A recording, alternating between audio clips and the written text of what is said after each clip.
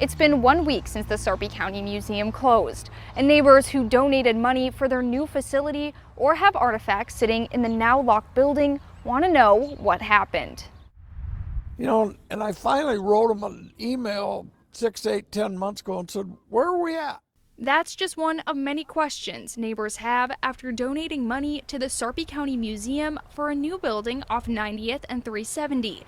But after 3 years with no movement and the current building closing down, neighbors like Russ Zeeb are concerned. I donated money, pretty good sum of money, to build the new museum, and now it's not being built. Zeeb says he's always supported the museum, but lately there's been no communication on what is happening. What do you think happened to the money you donated for that? I don't know. Don't have any idea. Nobody will give me an answer. I talked to the president of the Sarpy County Historical Society, Deb Reinard, who told me they still have all the funds from the capital campaign.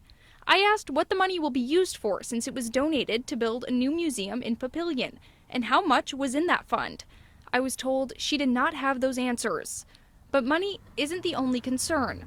Neighbors like Zeeb have their own history within that museum, artifacts that can't be replaced. What is your plan for preserving? And if you closed and did all that, you've got to have a plan of what you're going to do with that stuff. You can't just close and say, okay, let's start working on a plan.